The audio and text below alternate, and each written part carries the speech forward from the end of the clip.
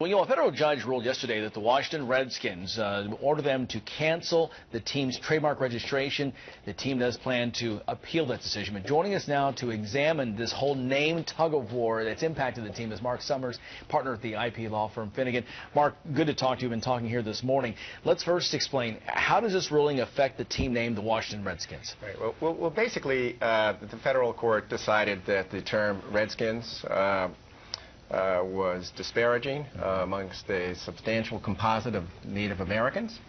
And given that finding, it canceled the Redskins' federal registration because the Trademark Act doesn't allow people to register words that are disparaging.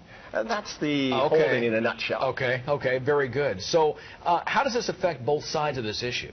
Oh, that's a great one. Well, the decision does not impact the ability of the Redskins to use that mark. And that's the big question I had. Okay, all right. And the judge was very clear on that. It was looking at the right to register the trademark, not the right to use it. So the Redskins can go ahead and use it. They'll own common law rights. They can even enforce it against those that are counterfeiting or knocking off their merchandise. Okay.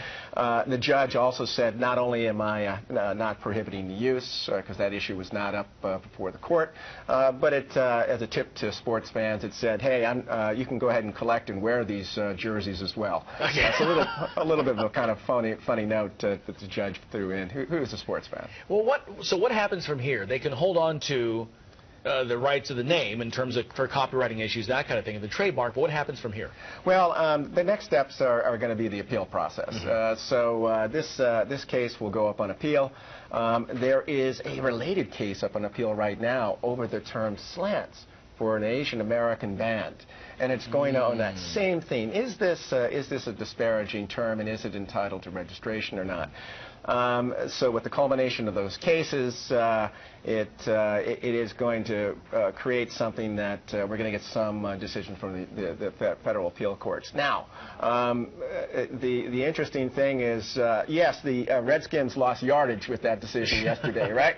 And the game clock is ticking down, but there's still plenty of time left, so don't leave the stadium yet. Okay, there you go. This is fourth quarter. Yeah, fourth quarter. We get a lot of time. We get all 3 timeouts in our pocket. You do. So, I have a 30 seconds, very quick question. This is a city where the late Abe Pollin, who did so much in the city, made the choice to change his NBA team's name from Bullets to Wizards to take away from the murder capital.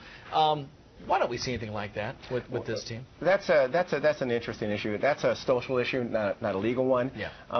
And the social issue is one that the court kind of said something at the end. It said, hey, the court is going to make a legal decision here, but whether the Redskins continue it or not is really a business judgment. Okay.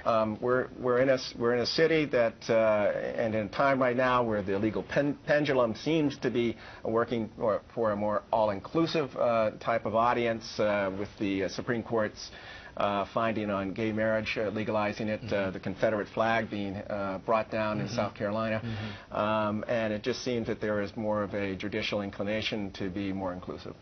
We'll see where it goes from here. Mark Sommers. Hey, great. All right, appreciate it. Thanks for your insight. Okay. You bet. We'll talk to you soon. Appreciate it.